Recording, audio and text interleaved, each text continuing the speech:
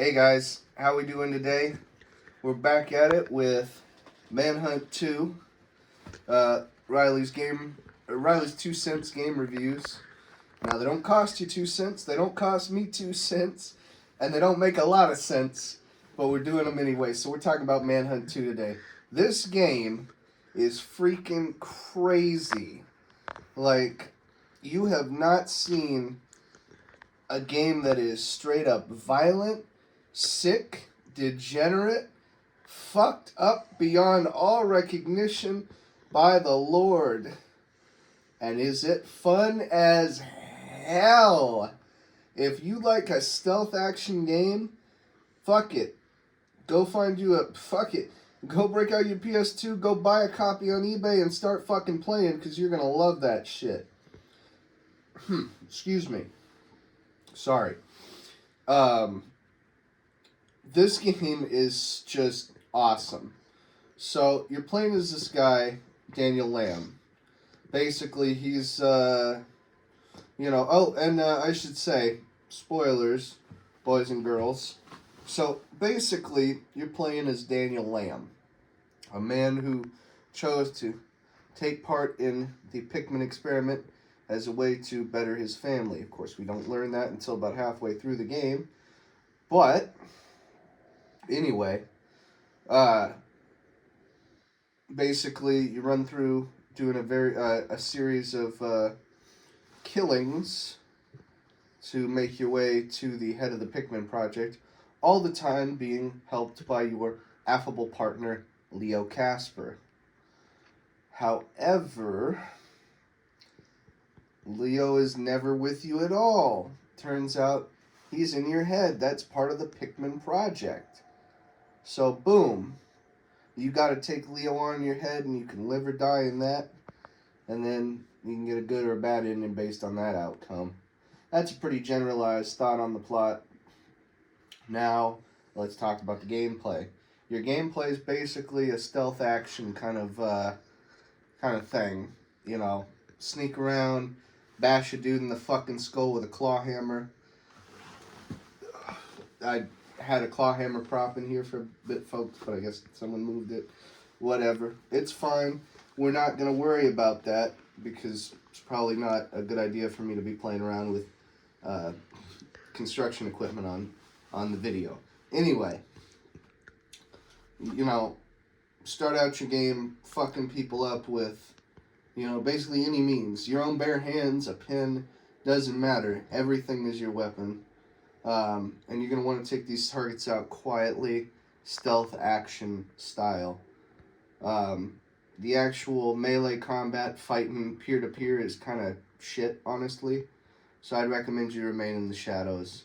It's probably better you don't be seen, because fighting these guys head-on is fucking annoying. Anyway, you're going to meet your usual cast of psychos, freaks, and fuck-ups throughout the game. Everything from, your typical military-looking badass to some freak in a gimp outfit. Anyway, no kink shame to gimps. I'm just saying. To all my gimps out there that watch this video, I'm talking about the psycho killer gimps in the game. You guys are fine. Don't want to offend anybody. It is 2024, so I gotta be, nice and not a terrible person. Anyway, so basically stealth action.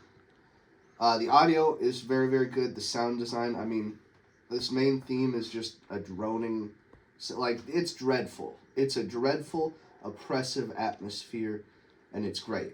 If you've ever seen the Hostile film series, the sound design's kind of like that. If you think about it, it's a very depressing, serious atmosphere. Soundtrack is just fantastic in the game. Definitely recommendation on that part. The graphics, they're not amazing. This was probably one of the last new PS2 games sold. I believe this came out in September 10th of 2007, if memory serves. Anyway, this was also launched on the Wii. Obviously, some slight enhancements from that. Most notably, motion controls. Now, we may be looking at the PS2 version, but I'm going to talk about the Wii version because there was a lot of controversy when that first came out. Because, let's say... So basically, when you did the ultimate kills, the assassinations, as they're called, on the Wii, you would actually make a movement similar to what you're doing. Bunch of parents groups complained about that. It's still present, but it was a big topic of discussion. People felt that that was a murder simulator. Anyway, push comes to shove. The game is really good. It's definitely a classic of Rockstar's unique design language at the time.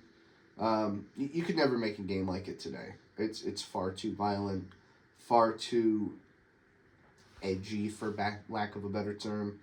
But that's okay.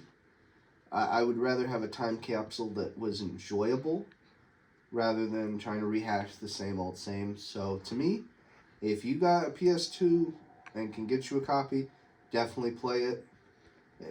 Play it however you can figure out a way to play it, but, if nothing else, boot it up on an old PS2 with a, old PS2. They do make a Steam version, however, that is unplayable due to copy protection unless you find a fan patch for it. So you can play that version, but play at your own risk,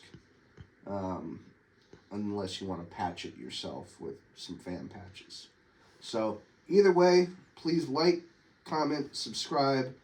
Tell me what you want to see next. We'll figure it out. We'll get it done. And we'll see y'all in the next video.